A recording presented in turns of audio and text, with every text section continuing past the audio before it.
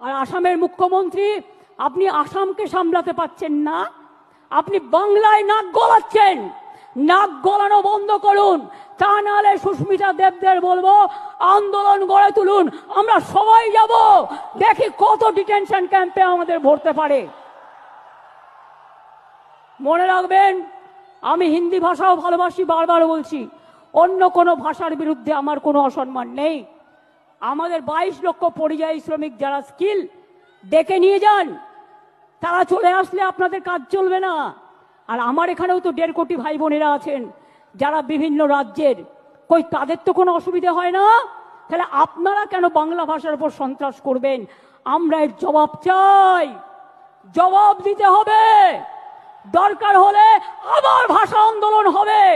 দেখতে চাই কত সাহস আছে আপনার, কত জেল আছে, কত কাস্টডি আছে, কত ডিটেনশন ক্যাম্প আছে।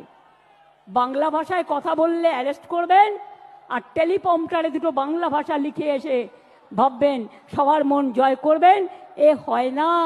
হৃদয়টাকে আর বক্তব্যটাকে যেদিন এক করতে পারবেন সেদিন বুঝবো মন থেকে কথা বলছেন, তার আগে এটা বুঝবো না। তাই এটা হতে পারে না। আপনার নিজের ভারতবর্ষ কোথায় এসে ঠেকেছে? কোথায় এসে ঠেকেছে? আপনাদের কন্ট্রোল করছেন আমেরিকান